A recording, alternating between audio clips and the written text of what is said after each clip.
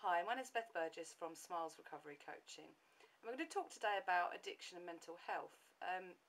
Because unlike the media might have you believe, addiction is usually triggered by some kind of mental health issue. It's not that we're all weak-willed and that. It's usually some kind of difficulty that triggers it. Addiction itself is actually a sort of mechanism, a faulty processing mechanism of dopamine. So it's not something that is always caused by a mental health issue, but it generally takes something to trigger it off. And mental health is often one of the things. So, for example, my own addiction developed after I developed an anxiety disorder. I had social anxiety disorder. So I was basically terrified of anything to do with people looking at me. So eating, shopping, going outside, everything. So I drank in order to cope with that. But once the actual addiction had, once the actual anxiety disorder had been solved, it turns out I actually was an addict. It had just been triggered by the anxiety disorder, because I thought it would just go away. I thought, well, I don't need to drink like this anymore because I'm not afraid. But yeah, I turned out to be an addict, so it's still there. But one of the things that people try and do sometimes when they're trying to get over their addiction is they don't actually look at the mental health stuff behind it. And although it's all very well and good to want to stop drinking and be very determined to do so, I think you're going to find it very difficult if you don't address some of those other things. I know I never would have stopped drinking if I hadn't dealt with my anxiety disorder first, actually. Sometimes it's advisable to do it the other way around, but for me, mine was so intense that there was no way I was going to stop drinking unless I dealt with that. But yeah, you can do it afterwards. So things like depression, anxiety disorders, and all those other things, because they can trigger you again to pick up a drink when you don't want to if you haven't dealt with them. I mentioned this actually, I briefly mentioned my book. If you haven't read it, The Recovery Formula, this is some of the stuff that it tells you basically, is that you can't just stop drinking as much as we would love that to happen. You do need to deal with the stuff that's underlying it as well. And sometimes it's not actually a mental health diagnosis as such. It can just be a way of living your life that's not helping you.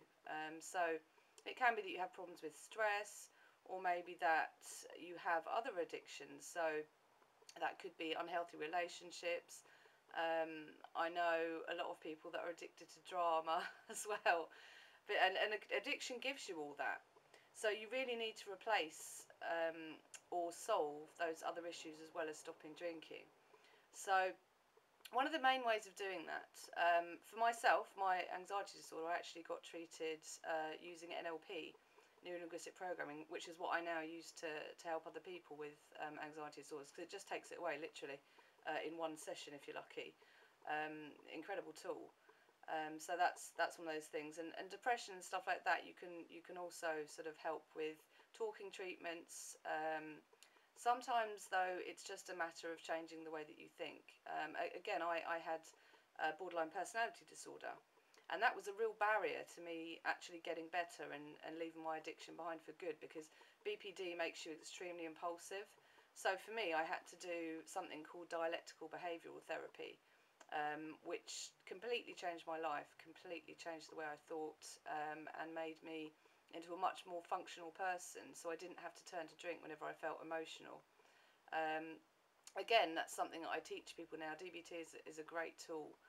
If you haven't heard of it, it's pretty much, if you've heard of the Serenity Prayer, that pretty much sums up what it does. It kind of teaches you to live in a way that's balanced, and it's just brilliant. I mean, like I said, that's kind of changed my life. So it's really important to get treatment for all this other stuff as well. And I think if there's any first step that you can take with it, it would be to start looking at the positives in your life, and this will help with all sorts of different mental health issues, things like stress, and learning to breathe and sort of pause. If you haven't heard of it, mindfulness is another great way of dealing with mental health problems. Again, that's something that I promote, and I like to do bits of it with my clients, because it's very effective. It gives you that sort of space to realise what you're doing, how you're reacting to things, and enables you to develop better ways of coping. So that's really important. So while if you know if you have stopped drinking and you're finding that you're relapsing all the time, do have a look at all those other things that you might not have touched on, because you will need to sort them out. It's while you can get sober and stay sober without dealing with these things, you'll be very unhappy, I would imagine, and it's not conducive to living like that long term, because you know, who wants to be unhappy? Unsurprisingly, you know, you may find you relapse. So it's really important to deal with those things.